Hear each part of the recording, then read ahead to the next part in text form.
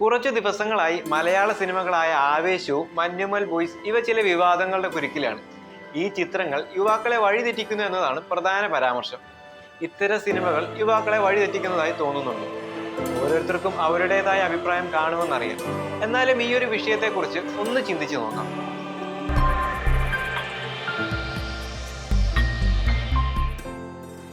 ജിത്തു മാധവന്റെ സംവിധാനത്തിൽ ഫഹദ് ഫാസിൽ കേന്ദ്ര കഥാപാത്രത്തെ അവതരിപ്പിച്ച ചിത്രമാണ് ആവേശം. വളരെ ആവേശത്തോടു കൂടെയാണ് ജനങ്ങൾ ആവേശത്തെ വരവേറ്റത്. ബോക്സ് ഓഫീസിലും വൻ ആവേശം തീർത്തുകൊണ്ട് 100 കോടിയിലധികം ചിത്രം കളക്ട് ചെയ്തിരുന്നു. എന്നാൽ അതേ സിനിമയ്ക്ക് വളരെ നല്ല തോതിൽ തന്നെ വിമർശനങ്ങളും കിട്ടിക്കൊണ്ടിരിക്കുന്നു. പുതിയ തലമുറയെ അല്ലെങ്കിൽ യുവാക്കളെയും കുട്ടികളെയും വഴിതെറ്റിക്കുന്ന സിനിമയാണ് ആവേശമെന്ന് പല വിമർശനങ്ങളും വന്നു. ചിത്രത്തിലെ ഇല്ലുമിനാറ്റി എന്ന പാട്ടിനെതിരെയും നിരവധി വിമർശനങ്ങൾ വന്നു. സത്യത്തിൽ പുതിയ സിനിമകൾ യുവതലമുറയെ വഴിതെറ്റിക്കുന്നുണ്ടോ?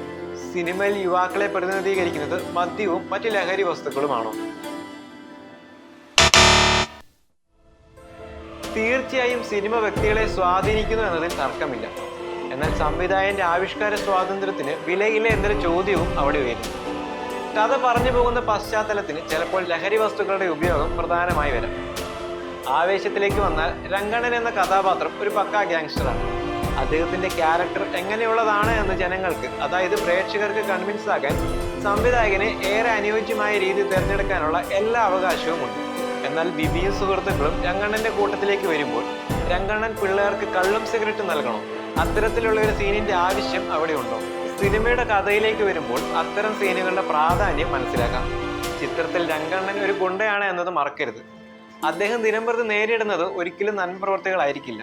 അതുകൊണ്ട് തന്നെ കൂടെയുള്ളവരിലേക്കും അത് പരക്കാനുള്ള സാധ്യതയുണ്ട്. സിനിമയ്ക്ക് പുറത്തേക്ക് നമ്മൾ അതിലെ കഥാപാത്രങ്ങളെ എടുക്കുമ്പോഴാണ് കൂടുതൽ വഷളാവുന്നത്. പ്രമോഷന്റെ ഭാഗമായി എടാ മോനെ ശ്രദ്ധിക്കേണ്ട അമ്പാനെ തുടങ്ങിയ ഡയലോഗുകൾ പരക്കെ പരന്നിരുന്നു. അതൊന്നും ഒരു മോശം കാര്യമായി ഒരിക്കലും പറയാൻ പറ്റില്ല.